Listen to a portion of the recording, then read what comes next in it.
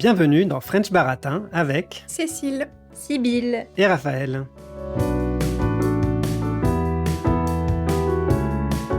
Parmi les personnalités françaises dont le compte Instagram dépasse le million d'abonnés, on trouve de nombreux influenceurs connus pour leurs vidéos amusantes comme Squeezie ou Lena Situation. Mais aussi notre président Emmanuel Macron et même l'homme politique d'extrême droite Jordan Bardella. Les réseaux sociaux seraient donc un endroit où on peut suivre les débats politiques. Mais tous les points de vue sont-ils bien représentés à égalité sur les réseaux sociaux ? Les informations qu'on peut y lire sont-elles toujours fiables ?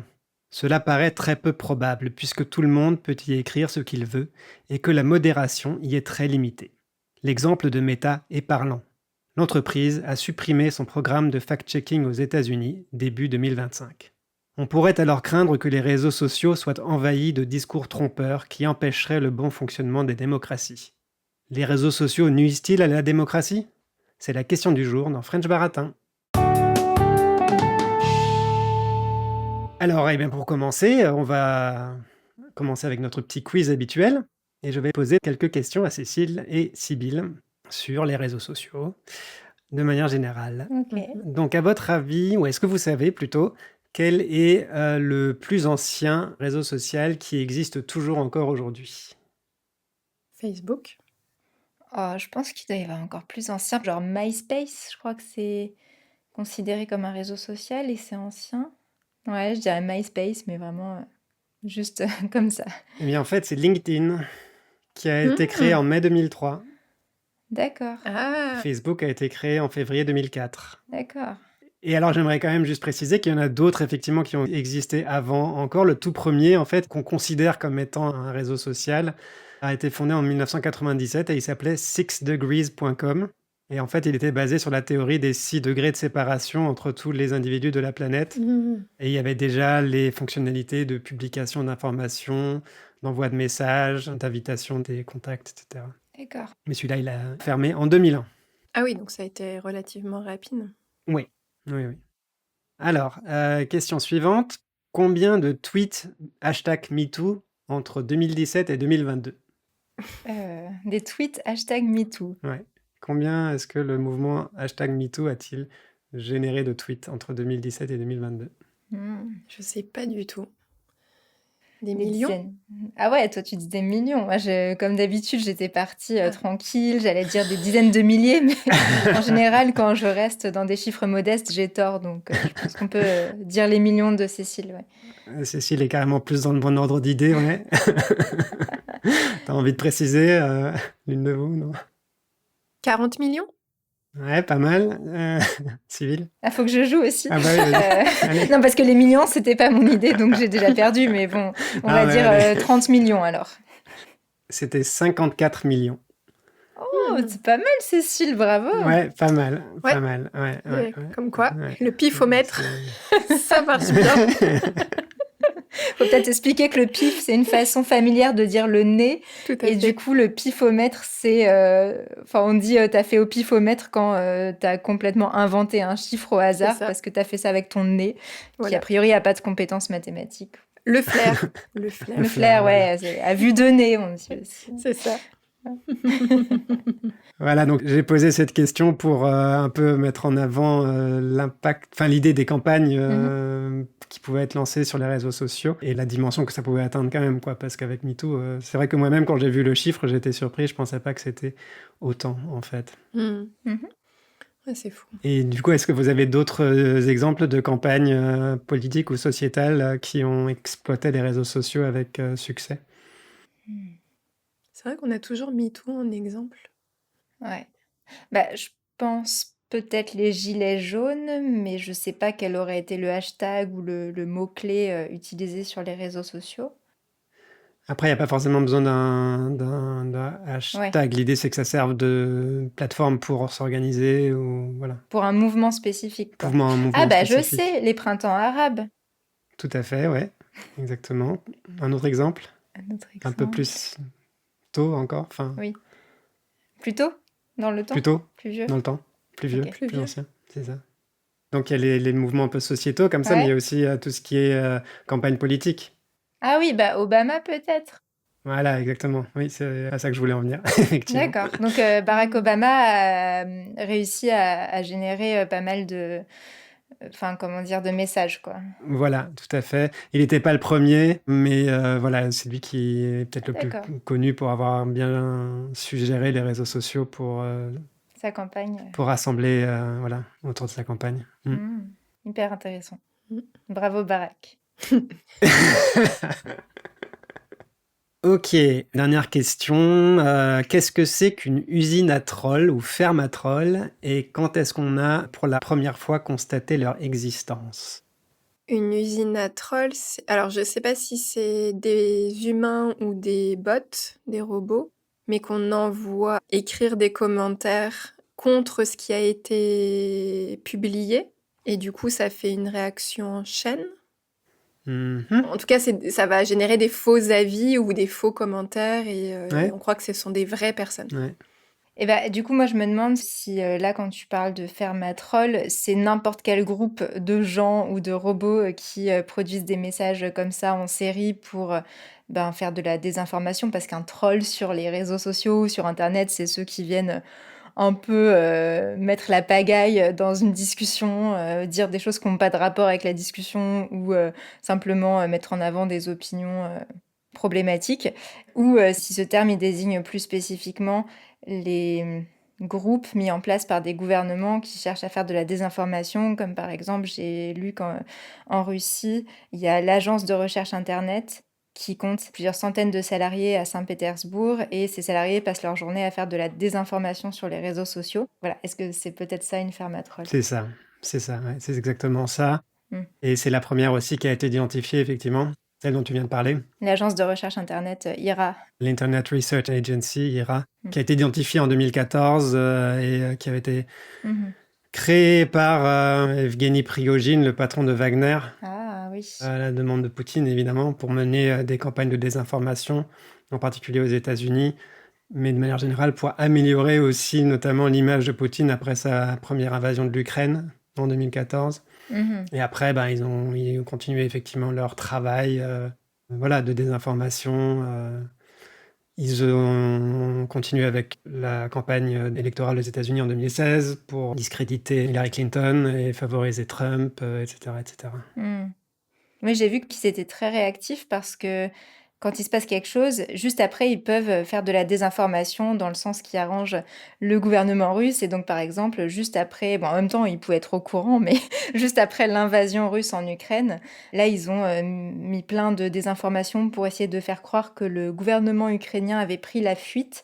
Et là, ça n'a pas très bien marché. Les Ukrainiens ne l'ont pas cru, mais s'ils l'avaient cru, ça aurait quand même nui beaucoup à leur motivation pour se battre, forcément. Ah, complètement, oui. Et c'est légal de... Enfin, Bah non, enfin, c'est légal en Russie puisque c'est demandé par le gouvernement. bah ouais. C'est ça. D'accord, ok. De toute façon, la guerre est illégale en elle-même, quelque part. Donc Non, bien sûr, mais en fait, ce qui me perturbe, c'est le fait que ça soit des salariés. Enfin, Ouais, avec le contrat de travail, écrire des faux commentaires. Oui, ouais. c'est Poutine qui Ouais, l'a mis ouais, en non, place. non, bien sûr. Donc c'est parfaitement légal pour eux. C'est vu comme de la communication politique, peut-être, comme une action qui soutient le gouvernement dans ses combats. Hein, donc là-bas, c'est légal. En France, ça le serait pas du tout. Mais C'est fou. Ok, ça commence bien. oui. Ah bah, on Ouais. est dans l'ambiance. Bon, on peut peut-être passer aux expériences qu'on a, nous, avec les réseaux sociaux. Ouais. Je vais vous demander déjà sur quel réseau vous êtes présente, depuis quand, et si vous avez constaté une évolution des contenus proposés en termes de qualité, de diversité, de l'information et des opinions. Alors moi, je suis sur 3 réseaux sociaux, si je ne me trompe pas. Le premier, chronologiquement, c'est Facebook, puisque je me suis inscrite sur Facebook en 2007, à une époque où en France, ça n'était réservé qu'à ceux qui faisaient partie de certains établissements de l'enseignement supérieur, dont le mien. Et donc j'ai vu Facebook énormément changer au fil des années, puisque de 2007 à 2025, il s'est passé beaucoup de temps et Facebook a été ouvert à tout le monde et est passé aussi d'un truc du coup plutôt de jeunes et d'étudiants à toute la population, mais peut-être avec une prédominance un peu plus âgée que nous. Et oui, donc ça a beaucoup changé. À un moment donné, c'était très actif. Il y avait beaucoup d'événements en fait qu'on pouvait organiser sur Facebook. Quand Messenger s'est développé, c'est vraiment devenu le moment où je l'utilisais le plus pour communiquer au quotidien avec des amis. Mais depuis maintenant, je dirais quand même bien 5-6 ans, ça a beaucoup perdu d'intérêt pour moi parce que de moins en moins d'amis publient sur Facebook. On n'organise plus d'événements sur Facebook. Et quand j'y vais, effectivement, je trouve que du coup, les contenus ont beaucoup changé. Au lieu de voir des choses proposées par mes amis, je vois un peu des choses génériques. J'y vais quand même encore parce qu'il y a des groupes que je suis et qui me sont utiles sur Facebook. Mais à part ce que publient ces groupes-là qui m'intéressent, Facebook me propose des tas de contenus et en fait j'ai l'impression qu'ils testent des choses sur moi, mais ça m'intéresse jamais. Mais il y a des phases comme ça en ce moment, ils me montrent plein d'histoires avec des naissances de triplés ou de quadruplés, mais je pense qu'en fait je me suis arrêtée une fois sur une vidéo comme ça parce que c'était intriguant et du coup ils pensent que je suis une maman de triplés. Enfin je sais pas, mais ils me montrent plus que ça. Et à un moment donné, avant, c'était Harry Potter. Avant, il y a eu les chats. Et ça, c'est un peu parce que je me suis abonnée à des groupes sur les chats, mais c'est pas resté quand même. Enfin, voilà. Donc, j'ai l'impression qu'ils testent des choses sur moi. C'est pas très politique pour le coup, mais ça m'intéresse pas non plus. Donc, c'est un peu raté Facebook en ce moment. Instagram. Alors, je suis surtout pour French Baratin parce que c'est moi qui gère le compte Instagram de French Baratin. Donc, en général, quand quelqu'un vous répond, c'est moi. Et là, bah, je suis des comptes intéressants grâce à nos sujets. J'aime bien parce que voilà, plus on a d'épisodes, plus il y a de thématiques et plus je suis des gens en lien avec ces thématiques. Et donc ça me plaît, mais effectivement, je vois surtout des contenus en lien avec ce que moi je suis et du coup qui sont plutôt d'accord avec moi. Et lui aussi, Instagram, il teste aussi des choses sur moi. Alors j'aimais bien quand il testait des petites BD, des petites bandes dessinées. J'avais l'occasion de lire. Et en ce moment, par contre, il essaye de me vendre des masterclass de tous les trucs de business possibles. Et ça m'intéresse pas trop. Voilà, j'ai l'impression que maintenant, il essaye surtout de proposer à des gens de m'arnaquer. Donc ça me saoule. Et le troisième réseau sur lequel je suis, c'est LinkedIn, où je suis depuis peut-être je sais pas, une dizaine d'années, mais je l'utilise plus activement récemment parce que j'ai compris que c'était utile pour mon activité de recherche historique en tant qu'indépendante. Et là aussi, je remarque que LinkedIn est quand même assez influencé par ce que je like. Au départ, c'était un peu tout ce que postaient les gens que je connaissais ou des choses un peu aléatoires, mais j'ai liké 1 ou 2 posts en lien avec le féminisme et maintenant j'ai beaucoup ça. Mais du coup, là aussi, je remarque qu'en fait, dès que c'est politique, les gens sont plutôt d'accord avec moi sur LinkedIn. Je sais pas si tout LinkedIn est d'accord avec moi, je ne pense pas. Donc, il y a un ciblage qui est fait et qui, pour le coup, est de plus en plus efficace parce que ça me surprend moi-même de passer autant de temps sur LinkedIn, qui pour moi est un outil de travail, mais finalement, c'est vraiment un réseau social et on peut y passer un certain temps à scroller, donc à faire défiler les posts des uns et des autres qui sont en général plutôt plus intéressants en moyenne, je trouve, que ce qu'il y a sur Facebook et même Instagram. Voilà pour mon expérience. Et toi, Cécile ? Alors, sur les réseaux sociaux où je suis présente, ce sont les 3 mêmes. Donc, Facebook, Ah oui. LinkedIn et Insta. Facebook, c'est depuis 2011. Je voulais pas y aller. J'ai découvert ça en 2008, je crois, en terminale, mais je l'utilisais pas. J'avais pas envie et j'ai essayé de ne pas céder. Et en fait, c'est quand je suis partie en Erasmus que du coup, j'ai des copines qui m'ont créé un compte. Ah, elles t'ont créé un compte. Ouais, pour pouvoir continuer à échanger. Notamment parce qu'il devait y avoir Messenger déjà à cette époque-là, et du coup, c'était quand même pratique parce qu'il n'y avait pas besoin d'avoir de réseau. Enfin, c'était juste avec la Wi-Fi, donc c'était bien. Et du coup, au début, c'était beaucoup pour les partages entre amis. Alors moi, j'ai jamais énormément posté, mais en fait, très vite, j'ai trouvé les réseaux sociaux intéressants parce que tu pouvais suivre des entreprises ou des associations qui traitaient de sujets qui m'intéressaient. Et du coup, en fait, c'était pas un réseau social au sens amical, mais plus c'était un peu mon journal, comme un journal papier où je découvrais les nouvelles des sujets qui m'intéressaient. Ouais. Sauf que aujourd'hui, Facebook, c'est quand même un petit peu has-been, on va dire. Et du coup, il y a énormément de personnes qui sont... Enfin, et d'entreprises qui ont migré sur d'autres réseaux sociaux. Et du coup, aujourd'hui, moi, sur Facebook, j'ai plus rien d'intéressant. Et effectivement, j'ai aussi Harry Potter, Sybille, je sais pas pourquoi. Ah ouais. Ils ont dû faire une grosse campagne pour essayer de vendre des trucs Harry Potter.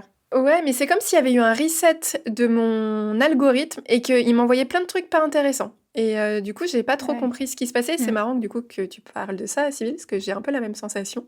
Et après, pour LinkedIn, je sais plus depuis quand j'y suis. Je dirais peut-être, je sais pas, 2014 peut-être. Je l'ai fait au début, c'était vraiment le côté CV, mais j'y allais très peu et depuis quelques années, j'y vais plus parce qu'il y a de plus en plus de création de contenu et c'est à la fois très intéressant parce qu'effectivement, enfin, il y a des personnes qui parlent de leurs sujets, souvent ce sont des sujets de niche et donc c'est des sujets que parfois que tu trouves pas ailleurs. Mais par contre, ça devient très personal branding quand même et ça devient parfois un peu lisse. Enfin, tu as toujours les mêmes, façons de créer ton post. Ouais. C'est un peu, un peu casse-pied parfois. Mais bon. Et Instagram, j'y suis depuis 2018. C'est quand je suis partie en Italie parce qu'on avait fait avec 2 copines, on avait fait un challenge de poster une photo par jour sur Insta. Et du coup, ça a Mmh. commencé comme ça. Et en fait, c'est là où, pareil, plutôt que de vraiment en faire un réseau social amical, parce que, en fait, mes amis, je préfère les avoir par message ou en vrai, ou voilà, mais j'aime pas trop le côté public. Du coup, j'ai utilisé Instagram comme j'utilisais Facebook sur des sujets qui m'intéressaient. Et je Mmh. trouve qu'en termes de qualité, moi, je suis toujours super contente de ce que j'ai dans mon fil d'actualité. Par contre, ce qui a énormément changé ces 2-3 dernières années, je crois que j'ai été l'une des dernières à qui on a mis de la pub, parce que ça s'est fait petit à petit. Ah oui. Et en fait, c'est insupportable. Tu as de la pub tout le temps et tu as énormément de suggestions de posts d'autres comptes. Ouais. Et en fait, quand tu vas sur Insta pour voir ton fil d'actualité, tu te retrouves à pouvoir, enfin, scroller pas des heures, mais parfois, parce que tu es happé par d'autres comptes, parce que Mmh. machin. Et ça, c'est très, très casse-pied. Mais sinon, en termes d'information, je trouve ça génial. Enfin, j'aime beaucoup Instagram et LinkedIn parce que ça me permet d'apprendre plein de choses sur plein de sujets. Voilà. Et toi, Raph? Ok. Eh bien, moi, je suis comme vous, les trois mêmes, Facebook, Instagram et LinkedIn. Facebook, je l'ai rejoint en 2007, par là, quand il est arrivé en France, un peu de manière généralisée. À l'époque, ce qui m'avait attiré, c'était le côté retrouver Ah peut-être des oui. amis avec qui j'aurais pu avoir perdu contact, puisque Mhm. j'ai beaucoup déménagé quand j'étais jeune, dans plein de pays différents, et du coup, l'idée de pouvoir peut-être retrouver des gens que j'avais connus Mmh. m'avait attiré. Et ensuite, ça m'a aussi été utile pour l'organisation d'événements et de choses comme ça, parce que je faisais partie d'une association, le United World College, en fait, qui est un groupement de lycées internationaux, mais qui organise aussi des stages. J'avais participé à un stage en 2000, et puis donc régulièrement, tous les ans, on faisait une réunion dans un pays différent et en Europe, globalement. Et voilà, et on s'est beaucoup servi de Facebook, du coup, à partir de ce moment-là, pour organiser nos réunions. Donc il y a eu ça, Messenger en particulier, effectivement, aussi, pour échanger au début, avant l'arrivée de WhatsApp. Et puis voilà. Après, en ce qui concerne LinkedIn, c'est le deuxième que j'ai rejoint. C'était vers 2010, je dirais. Comme tu disais, Cécile, je crois, c'était un peu en mode CV pour trouver un emploi. Mais c'est vrai qu'assez vite, je m'en suis pas tant servi que ça parce que je suis finalement rentré dans un métier dans lequel LinkedIn n'était pas forcément utile pour trouver des clients. Donc j'ai un profil LinkedIn, mais qui ne correspond même pas vraiment à ce que je fais et je m'en sers quasiment pas et c'est très rare que j'aille dessus. Pour ce qui est d'Instagram, je pense que je sais plus exactement quand je l'ai rejoint. On l'avait aux États-Unis, tous les 2. Même 2015 quand on est allés aux États-Unis la première fois. Ouais, c'est ça, il me semble que c'est à ce moment-là que je l'ai installé. Et l'idée, c'est, je pense qu'aussi, c'était de partager des photos, du coup, hein, Peut-être, ouais. voilà. Je sais pas. Tu étais avant moi. Ah oui, d'accord, ok. Bah voilà, mais bon, Instagram, c'est pareil, j'y vais assez peu. Comme vous disiez toutes les deux, hein, l'évolution, ça a quand même été d'un réseau où on voyait les contenus de nos amis et des choses comme ça, et vers quelque chose où on a maintenant beaucoup de choses, même qui nous intéressent pas forcément. Moi, je trouve, enfin bon, Cécile, toi, tu disais que tu trouvais des choses intéressantes, c'est pas ça que tu as dit. Oui. Bon, c'est peut-être aussi parce que j'y vais plus. Donc, du coup, l'algorithme sait pas quoi me sortir et me sort des trucs pas intéressants. À Mm. mon avis, ça doit tenir à ça. J'ai arrêté d'y aller parce que justement, J'en pouvais plus de ce qu'on nous impose comme ça, ce fonctionnement par l'engagement où tu ouvres et tu vois des posts et tu veux savoir la suite et tu regardes le prochain et tu regardes le prochain et tu regardes le prochain et au bout d'un moment, tu te rends compte qu'en fait, tu avais eu des trucs que tu n'avais pas besoin de savoir, en fait, C'est clair. et que tu avais perdu une demi-heure à regarder des trucs que tu n'avais pas besoin de savoir. Et voilà. Et donc, du coup, j'ai arrêté de me servir, en fait, des réseaux sociaux globalement, la plupart du temps.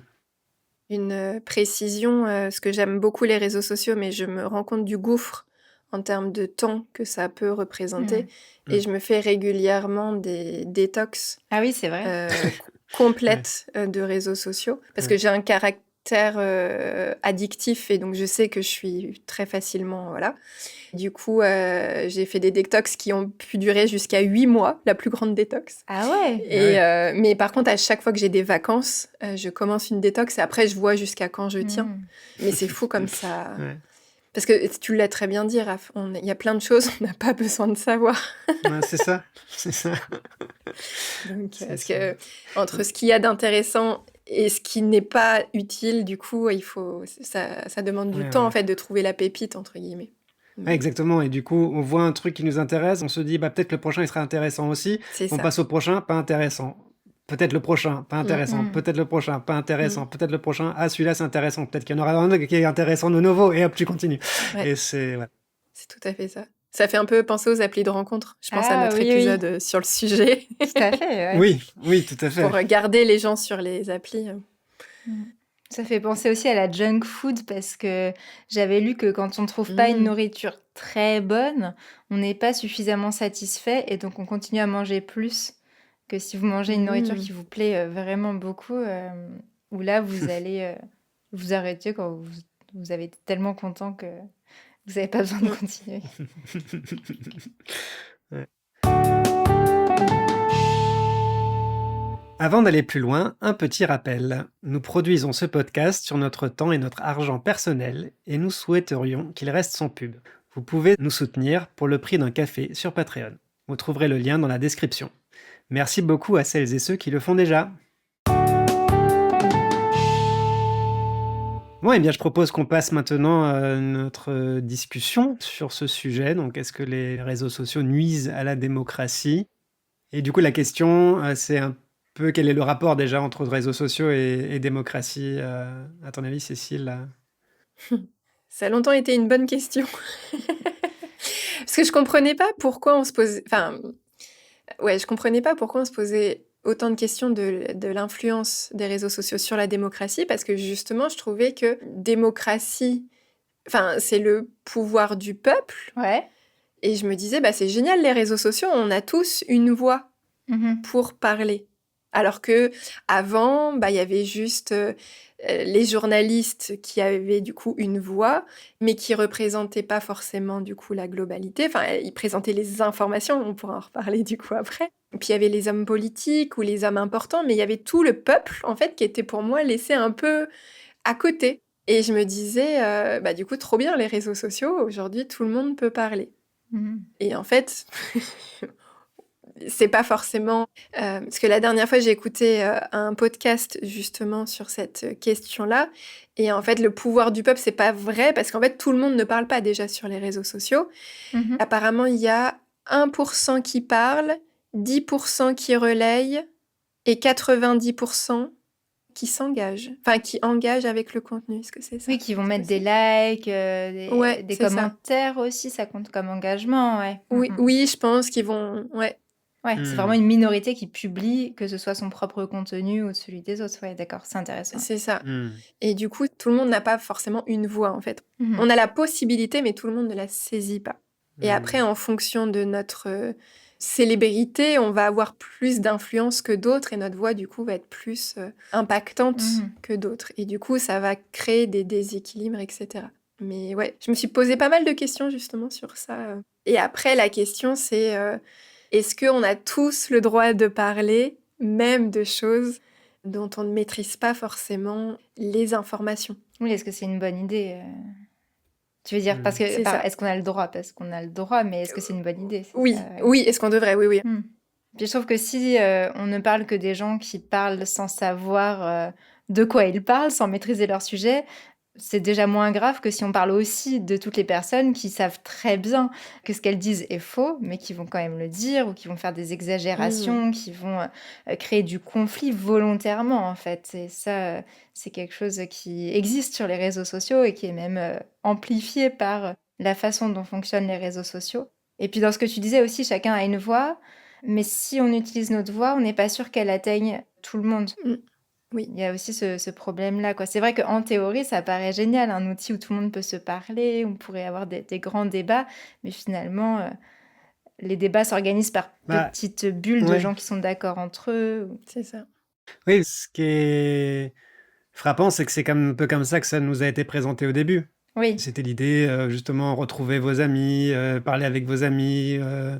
Voilà, ce côté, on peut parler avec tout le monde, et ce côté réseau global, on peut dire un peu nos avis, discuter, etc. Mais au fil du temps, ça a évolué. Il Mm. s'est produit tout ce que tu viens de dire, Sybille, là, avec des personnes qui postent des choses fausses, etc., etc.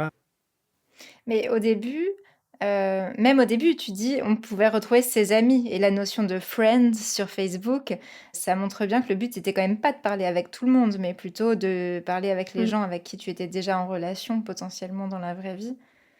Et Mmh. paradoxalement, Ouais. je pense que c'est justement le fait de l'ouvrir, d'avoir la possibilité de voir plus facilement des publications de personnes que tu ne connais pas dans la vraie vie, qui fait qu'on Mmh. a l'illusion qu'on voit de tout et qu'en réalité, on ne voit pas de tout parce qu'il y a ce qu'on appelle les bulles informationnelles ou les filtres informationnels qui Hmm. font que les réseaux sociaux vont chercher à nous présenter surtout le contenu avec lequel Hmm. ils pensent qu'on va interagir et donc on va faire fonctionner le réseau social et donc des choses qui sont censées nous plaire a priori ou nous Mmh. faire réagir aussi. Mmh. Tout à fait. Et je lisais que plus une publication va être binaire, enfin, Ah oui, qui appelle à un débat très tranché. T'es pour ou t'es contre et t'as pas de zone grise où tu peux discuter, quoi. ouais, c'est ça, Hmm. exactement. Plus l'engagement va être fort, Ouais. parce que bah oui ou non, forcément, ça, voilà. Et du coup, il y aura pas de nuance. Et du coup, ça va vraiment radicaliser chaque personne dans son coin. Hmm. Et comme en plus, on va récupérer de plus en plus de posts qui sont en accord avec ça, on a l'impression d'être, enfin, de se radicaliser de plus en plus. Bah, c'est vers ça que ça a évolué, d'autant plus que justement, les réseaux ont rédigé des algorithmes dont le but était de faciliter l'engagement pour des raisons purement économiques. Mhm. Ouais. Et l'engagement venant en fait par la psychologie humaine, en fait, du fait qu'on réagit plus fortement à un contenu négatif ou à un contenu plus choquant émotionnellement, l'algorithme, il découvre ça au fil du temps et du coup, automatiquement, il booste ce genre de contenu, en fait. Ouais. Et enfin, que tu dis économiquement, parce qu'en plus, il y a les influenceurs qui vont avoir des contrats avec des marques si ils ont un taux d'engagement, un nombre de Mhm. followers, etc., etc. Donc même eux, ils ont tout intérêt à faire ce qu'on appelle des publications un peu putaclic pour justement créer. Donc en fait, ils font eux-mêmes partie du système. Enfin, c'est un cercle Absolument, vicieux ouais. qui Mm. n'en finit pas. Mm. Et c'est terrible. Et en même temps, moi, je vois bien même sur les réseaux sociaux, mais sur les mails aussi, si le titre est un peu binaire, bah du coup, tu te dis, tiens, il y a quoi derrière et tout ça. Donc, en fait, tu vas voir. C'est terrible. Parce que, enfin, Je peux peut-être t'expliquer ce que c'est que putaclic. ouais. Juste. Comment expliquer bah, qui donne envie de cliquer, mais c'est un... Je sais pas d'où ça. C'est vulgaire, quoi, parce que pute, ça veut dire une prostituée, et donc putaclic, c'est que tu te vends pour... voilà, Ouais. tu ferais tout pour qu'on clique dessus. C'est ça. Mm. C'est un très joli mot. Ah, j'ai oublié de parler de YouTube tout à l'heure quand Mm. je parlais des réseaux que j'utilise, et c'est vrai vrai. que YouTube en est un quand même aussi. Mm. Là, pour le coup, j'utilise assez souvent et Oui. j'ai vraiment constaté une évolution très très marquée au niveau des vignettes et des titres, Mm. avec à chaque fois un titre et une vignette qui met en avant la plupart du temps un micro-aspect de la vidéo, Mhm. en l'exagérant à fond Mm. de manière binaire, effectivement, ou de manière choquante, pour vraiment me forcer à cliquer. Et parfois, je vois le truc et j'ai envie de cliquer dessus, mais ça m'agace parce que je sais que, en fait, voilà. Mm. Et même si je sais pas, je clique dessus Et en fait, au bout de 10 minutes, je me rends compte qu'en fait, le mec, il a toujours pas parlé de ce qu'il y avait dans la vignette ou dans le titre. Ouais. Et Mm. donc, voilà. C'est comme le passer de A1 à C2 en français en 6 mois. Ce n'est pas possible. Parce que ça se voit tout le temps dans les vidéos YouTube. Ah ouais. J'exagère peut-être un chouïa, mais en fait, tu as envie de cliquer parce que tu as envie de dire, punaise, comment ils ont fait pour apprendre le français en aussi peu de temps? Enfin, je parle du point de vue d'un étranger qui apprend le français. C'est fou, quoi. Ah ouais. Et je me dis, mais... Et t'as envie de cliquer parce que tu te dis, punaise, s'il a le secret que moi, j'ai pas trouvé, bah du coup, voilà, Ouais. quand t'es influençable, c'est super dur, Ouais. quoi. Ouais, même quand t'es pas spécialement influençable, tout le monde, c'est humain. Oui, oui. C'est parfaitement humain. Mais c'est drôle parce que justement, ce que tu dis, ce genre de titres chocs qui te promettent des choses impossibles, comme comment passer de A1 à C1, C2, C1, déjà, c'est pas mal. en 6 mois. Et ben, ça permet d'introduire ensuite un autre type de titre choc parce que j'ai vu la recommandation par une Instagrammeuse que j'aime beaucoup par ailleurs, mais elle donne des recommandations pour que les gens cliquent sur tes posts et s'engagent. C'est de commencer par « Je vous ai menti ». Oui. Donc tu vois, tu fais un post qui vend des choses impossibles et après tu dis « Je vous ai menti ». Et donc tout le monde se dit « Pourquoi elle nous a menti ?» Et va Ouais. cliquer aussi dessus. Bah, de toute façon, dans les formations de community management, on apprend toutes Ouais. ces phrases qu'on peut mettre en début de post parce que du coup, tu as envie de rester jusqu'à la fin. Ouais, c'est génial comme phrase de Ouais. ce point de vue-là. Je vous ai menti. On est tous immédiatement choqués Mais par « Oh, le mensonge! C'est quoi le truc secret derrière? On veut tout de suite savoir. » Et clac, tu vas, Ouais. tu cliques. T'es happé. Ouais. Alors que si tu prends un chouïa de recul, tu sais bien qu'en fait, ça va être... on va juste jouer sur ta réaction émotionnelle immédiate, en fait. Et c'est ça, c'est comme ça que ça fonctionne.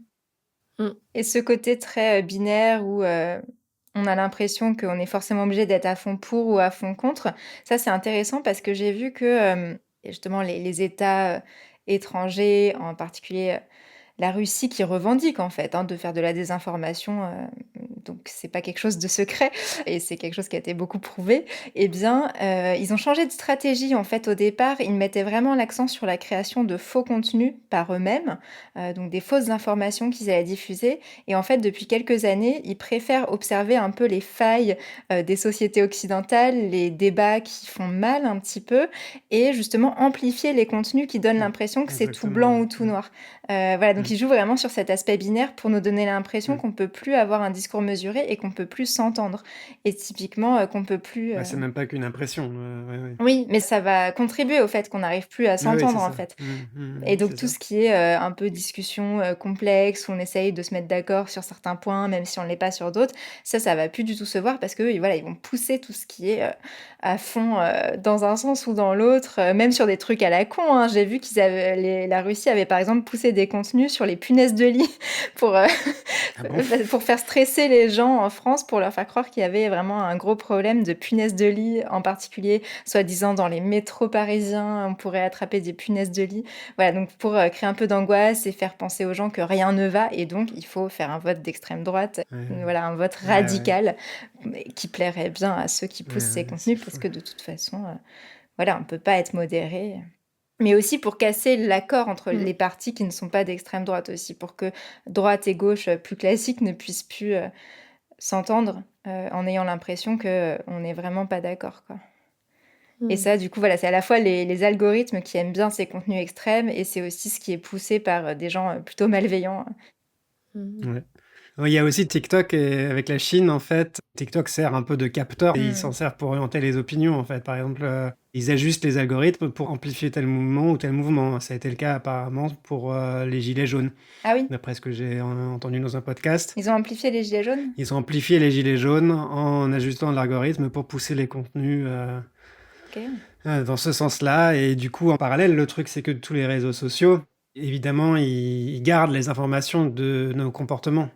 Ils savent que tu as cliqué sur telle ou telle chose, que c'est ça ou ça qui t'intéresse, que ça tu aimes, ça tu n'aimes pas, etc., etc. Ces informations sont gardées et peuvent être aussi réutilisées plus tard ou à des fins autres que purement économiques selon les réseaux sociaux. Donc, par exemple, chez TikTok, puisque c'est aux mains du gouvernement chinois, plus ou moins.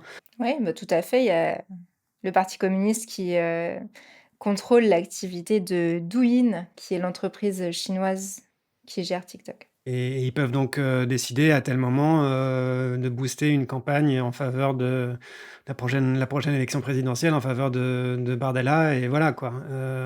Chose qu'ils ont faite et c'est très intéressant. J'ai donc écouté un podcast où il y avait des spécialistes de ça et il y avait notamment David Colomb qui est un ancien prof que j'ai eu, un prof d'histoire et qui s'intéresse à ce sujet maintenant. Et il expliquait qu'en fait, on peut détecter le fait qu'il y a une manipulation de l'algorithme en faveur de Jordan Bardella lors des dernières élections législatives françaises parce qu'il a une courbe de croissance de son compte TikTok qui est parfaitement rectiligne et qui est beaucoup trop régulière pour que ce soit réel en fait. Quand un compte voilà, progresse de manière authentique, il va y avoir des pics, des moments où il y a un peu une mobilisation et des moments où c'est moins le cas. Et en fait, voilà, le fait de voir une courbe toute droite, et bah, c'est une preuve en fait qu'il y a eu une manipulation de l'algorithme en sa faveur, en la faveur donc de Jordan Bardella qui est un représentant de l'extrême droite en France. Ouais. Mais donc une courbe de nombre d'abonnés ou de vues ou de... De ses vues et de ses abonnés. Une Hmm. courbe étonnamment linéaire. Si on compare avec d'autres, même Marine Le Pen, par exemple, n'a pas fait l'objet de cette poussée. Mhm. Et elle n'a pas une courbe aussi rectiligne. Mhm. Marine Le Pen, qui est une autre représentante de l'extrême droite. Mhm. Mhm. Ouais. Mais du coup, quand on pousse les algorithmes à envoyer, par exemple, Jordan Bardella, l'objectif est d'aller vers les personnes qui sont indécises ou d'aller déjà vers les personnes qui sont extrême droite? Je pense effectivement que ça cible surtout les personnes indécises, hein, parce que les personnes qui sont déjà convaincues, de toute façon, Bah oui, c'est pour ça que ça va les conforter, mais... ça va juste les conforter dans leur bulle informationnelle. C'est peut-être plutôt les autres, du coup, qui auront une fois cliqué sur un truc, sur un contenu Ouais, vaguement c'est ça, ouais. d'extrême droite, ou même pas forcément d'extrême droite, juste un sujet qui est abordé par le Front National, de manière, enfin le RN maintenant, le Rassemblement National. Et du coup, c'est rentré dans l'algo et du coup, ils boostent ça, quoi. Mais Oui, ce qu'ils expliquaient, c'est qu'en fait, dans le podcast que j'ai écouté, c'est les personnes qui sont un petit peu d'une opinion à qui on va montrer des contenus pour qu'elles soient beaucoup plus de cette opinion. Ouais. Mais comme elles sont déjà un petit peu de cette opinion, elles n'ont pas l'impression d'être manipulées. Elles se disent ouais, ça me plaît, voilà. Mais en fait, si elles avaient eu des contenus plus variés, elles auraient peut-être pas renforcé cet aspect-là de leur opinion, quoi. Elles auraient peut-être même pu un petit peu changer d'avis.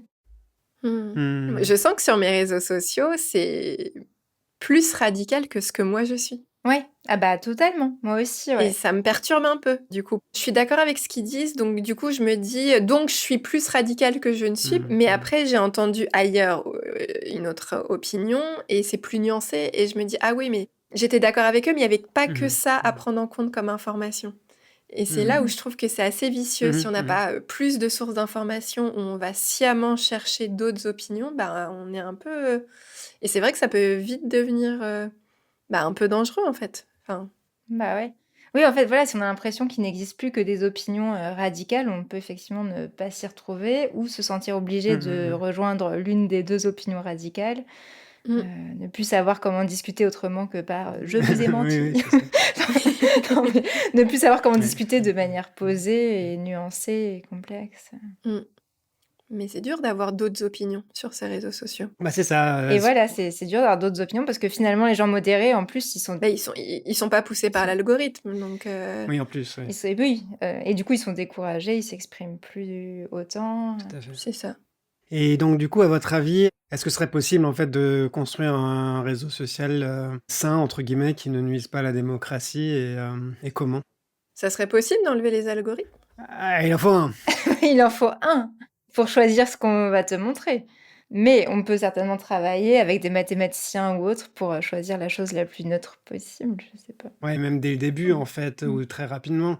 Dès que tu commences à avoir 300 amis, par exemple, C'est beaucoup. tu peux pas voir tous les posts de tes 300 amis sur ton mur. Ah oui, dans ce sens-là, oui. Ouais, c'est ça. Donc, immédiatement, Il faut avoir moins d'amis. voilà, soit t'as moins d'amis, soit t'as un algorithme qui va faire une sélection pour toi. Mais ça peut être purement aléatoire, en fait, ce serait ça. C'est comme... Oui, c'est D'ailleurs, dans les démocraties, c'est intéressant.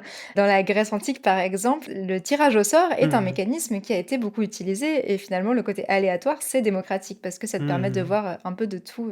Bah ouais, parce que sinon, je vois pas trop comment on pourrait faire. Ouais. Ouais, donc une sélection aléatoire entre tous les posts de tes amis et les posts des choses auxquelles tu es abonné. Et pourquoi pas une petite sélection aléatoire aussi de contenu externe pour que tu vois justement pas que les choses de tes amis. et que ce soit pas contrôlé par des personnes qui ont un objectif politique ou économique. Et c'est là que ça pose problème parce que tout le monde a un objectif Exactement. économique et ou politique. Bah là, j'ai regardé une vidéo où il y avait 3 intervenants. L'un, c'était Sylvain Parasi, qui est directeur du Media Lab de Sciences Po. Et aussi, alors j'ai trouvé surtout intéressant les 2 premiers, ce monsieur Parasi et un autre monsieur qui s'appelle Renaud Chaput et qui est directeur technique du réseau social Mastodon. C'est un réseau qui, justement, cherche à être plus transparent et justement pas en mode aux mains d'une seule personne. Et donc, Monsieur Parasi, lui, a parlé du fait d'essayer de trouver un modèle qui serait pas basé sur l'engagement des individus, où on capterait l'attention de l'individu le plus possible pour vendre de la publicité, en gros. Il suggérait ça comme piste. Après, il y avait aussi le point de la transparence, où il fallait faire plus d'efforts, parce que même si l'Union européenne a fait passer un règlement sur tout ce qui est numérique, il y a encore beaucoup à faire. En fait, les règles sont pas si contraignantes que ça pour les réseaux sociaux, etc. Et donc, ce fameux monsieur de chez Mastodon, il expliquait qu'en fait, eux, leur réseau, il n'y a pas qu'un seul acteur qui le contrôle. En fait, ils ont plus de 10 000 serveurs dans le monde, mais qui sont chacun gérés par des entités différentes, dans des pays différents, avec leur propre politique d'hébergement et leurs propres règles. Et donc, ça fait que tous les pas gérés par, comme il disait, un seul milliardaire américain blanc, quoi. Comme c'est la majorité des réseaux actuels, quoi. Et là, on vend pas de publicité. Et là, pour l'instant, ils font pas de publicité, non. D'accord. Après, à voir comment ça évolue, évidemment, mais... Ok, c'est super intéressant. Mais je connaissais même pas Mastodon. Ouais, non, il y a quelques exemples comme ça de réseaux qui ont essayé de se lancer avec des principes un peu plus éthiques, de transparence. Ah oui, parce que le code aussi chez Mastodon, il est open source. Enfin, il y a une transparence, on sait comment ça fonctionne, l'algorithme. C'était l'un des points que mettait aussi en avant ce monsieur Parasi, c'était l'importance d'avoir un accès à l'algorithme et au fonctionnement pour les chercheurs, pour les journalistes, pour savoir exactement comment ça marche ce truc et dire et alerter potentiellement sur des dérives ou des modes de fonctionnement qui seraient mauvais pour la société, mauvais pour la démocratie, etc. Ça, c'est intéressant parce que j'ai lu aussi que les journalistes souvent se faisaient eux-mêmes avoir parce qu'ils savent pas forcément ce qu'un algorithme peut faire. Et par exemple, pour le fameux Jordan Bardella, beaucoup de journalistes ont dit il plaît beaucoup aux jeunes, ses contenus sont dans l'air du temps, mais ils n'ont pas relevé le fait qu'il y avait aussi une manipulation au niveau de l'algorithme pour le favoriser. Et donc en fait, ils vont finalement, en faisant un article qui dit Jordan Bardella plaît aux jeunes, ils viennent valider cette idée. Ouais, complètement. Mais donc ouais, hyper intéressant. Eh bien, en conclusion, de quoi rêvez-vous pour les réseaux sociaux? Cécile, as-tu un rêve? Je rêve d'un monde sans pub. Ah oui, c'est vrai. Non, et en plus, je dis ça, mais ils ont récemment proposé le fait de payer et de ne plus avoir de pub. Et pour autant, quand on n'a pas payé pendant très longtemps, c'est dur de payer. Ah bah oui. Bah, surtout que tu veux pas payer des gens qui ont des algorithmes pareils. Oui, d'autant plus. Mais c'est sûr que les réseaux sociaux se sont fondés aussi sur ce modèle de gratuité, en gros. Donc effectivement, c'est on est ça. tous, Ouais. L'internet Le en monde général. digital, Oui, voilà, c'est... l'Internet en Ouais. général. Mais je rêve de réseaux sociaux sans pub. Et ouais, je rêve peut-être qu'on puisse pas suivre des milliers de comptes, qu'on soit un peu limité pour que justement peut-être que l'algorithme n'ait pas à faire ce travail ou justement avoir un algorithme qui soit aléatoire et qu'on puisse suivre les publications des comptes qu'on suit, mais avoir aussi des suggestions de choses dont on n'a pas l'habitude. Voilà. Sybille? Bah, on vient de parler des possibilités pour faire des réseaux sociaux plus sains, mais comme les réseaux sociaux les plus utilisés ne sont pas sains, je pense que ce dont je rêve, c'est qu'on soit plus nombreux à avoir ces problèmes en tête et à avoir le courage aussi, parce que c'est pas facile de venir commenter quand on voit des publications qui disent n'importe quoi, qui font de la désinformation ou qui portent des messages de haine, par exemple, qu'on soit plus nombreux à oser commenter et faire un peu de fact-checking, donc de montrer que les informations sont fausses et pourquoi elles sont fausses, parce que ça, j'ai lu que ça marchait bien, mais simplement, c'est pas forcément facile parce que c'est forcément une relation un peu conflictuelle, même si on peut le faire de manière bienveillante en disant bah, je vois pourquoi vous pensez ça, mais voilà telle source qui montre que ça n'est pas vrai ou voilà une autre manière de penser. Voilà, donc je pense qu'on peut aussi agir sur les réseaux sociaux tels qu'ils sont en proposant d'autres points de vue. Quand par hasard on tombe sur quelqu'un qui n'est pas d'accord avec nous et surtout fait de la désinformation, donc, parce que ça peut marcher et ça peut justement permettre de faire en sorte que les personnes qui ne sont pas encore très convaincus voient qu'en fait, il y a un autre point de vue possible et notamment un point de vue plus nuancé. Et c'est quelque chose que j'ai fait très rarement. Je l'ai fait 3 fois, je pense, dans ma vie. Ça m'a demandé à chaque fois pas mal de courage parce que j'aime pas du tout le conflit. Mais j'étais plutôt contente de l'avoir fait parce que tout de suite, j'ai vu qu'il y avait des personnes qui me disaient oui, effectivement, vous avez raison. Et du coup, hop, le débat était un peu recadré. Donc, par exemple, je l'ai fait le plus récemment, c'était en dessous d'une publication d'Emmaüs, donc qui est une association qui propose des objets et des vêtements pas très chers pour les personnes dans le besoin. Ils ont fait une publication, je sais plus quelle était la publication, mais il y a quelqu'un en dessous qui avait commenté en disant en gros les migrants profitent du système, volent nos biens, etc. Et ils nous envahissent. Je crois que c'était ça le propos plus ou moins. Et moi j'ai commenté en expliquant un peu avec des chiffres que non, les migrants ne nous envahissaient pas, qu'il y avait beaucoup plus de migration entre pays du Sud par exemple qu'entre le Sud et le Nord. Enfin voilà, j'ai essayé de donner des données objectives pour montrer que cette impression d'être envahi par les migrants n'était pas juste. Et en plus que aussi les migrants ne profitent pas de notre système parce que dans la plupart des cas, ils n'ont pas le droit à grand-chose. Et en plus, quand ils ont le droit à quelque chose, ils sont nombreux à ne pas en profiter. Voilà, donc vraiment, j'ai donné des chiffres exacts. Et c'était un peu dur parce que j'avais pas envie de rentrer dans le conflit, mais j'étais plutôt contente d'avoir osé le faire. Voilà. Donc mon rêve, c'est qu'on ose un petit peu plus faire voilà, du fact-checking et puis répondre aux messages très négatifs qu'il peut y avoir sur les réseaux sociaux. Et toi, Raphaël, de quoi rêves-tu? Ouais, je trouve intéressant ce que vous dites toutes les deux sur le fait de présenter d'autres points de vue. Parce que justement, ce qui se passait avant un peu les réseaux sociaux aussi, c'est qu'on était potentiellement plus exposés à d'autres points de vue parce on connaissait d'autres gens qui avaient peut-être pas les mêmes opinions, ou en tout cas on avait plus l'impression de discuter avec Ouais. des gens différents, quoi. Voilà, alors qu'aujourd'hui on est, en tout cas dans les réseaux sociaux, complètement isolé dans cette bulle et cette zone de confort d'information en fait. Donc moi, j'aimerais, alors 2 choses, soit un réseau social ou comme chez Mastodon par exemple, ou quelque chose dans ce genre-là, où c'est pas forcément, où il n'y a pas forcément des bulles qui se créent autant, ou des points de vue différents quoi, peuvent être proposés, des contenus plus diversifiés. Ou alors, peut-être aussi se poser la question, mais dans quelle mesure est-ce qu'on a réellement besoin des réseaux sociaux? Au fond, parce que, Ouais. voilà, concrètement, en ce qui me concerne, en tout cas, je m'en sers pas. Alors certains sont plus utiles que d'autres, clairement. Je me sers de WhatsApp, par exemple, qu'on peut potentiellement considérer comme un réseau social aussi. En tout cas, c'est un moyen de communication. Je me sers clairement de YouTube, donc oui, c'est une source d'information peut-être aussi, mais là, il faut faire gaffe à la désinformation. Et là, ça rejoint ce que tu viens de dire, Sybille. Je suis totalement d'accord avec cette idée de fact-checking. Ce dont je rêve, pour le coup, c'est qu'il y ait plus de fact-checking qui soit fait partout, et surtout dans le contexte de cette sorte de guerre informationnelle que nous livrent les dictatures, en fait, la Russie, la Chine, contre la démocratie. Enfin, il y a un moment donné, c'est... faut se défendre, entre guillemets, quoi. Et ça passe par du fact-checking, ça passe par du debunking, comme on dit. C'est quoi? Bah, c'est le fait de dire, il y a tel mythe et en fait, c'est faux, quoi. L'éducation aux médias, j'en profite. L'éducation aux médias, absolument. On n'en a pas parlé, parce qu'il y a trop de trucs à dire, mais... Trop de trucs à dire, mais absolument, ouais. Ouais, donner les outils aux enfants, mais aussi aux adultes pour bien comprendre ce qui est vrai, ce qui l'est un peu moins dans tous les types de médias, ouais. Voilà, j'espère que cet épisode vous a plu et qu'il vous a permis d'apprendre des choses sur les réseaux sociaux. Et à propos de réseaux sociaux, vous pouvez nous rejoindre sur Instagram ou sur Patreon, où nous proposons du contenu supplémentaire. Le lien est dans la description. À bientôt dans French Baratin. À bientôt. À bientôt.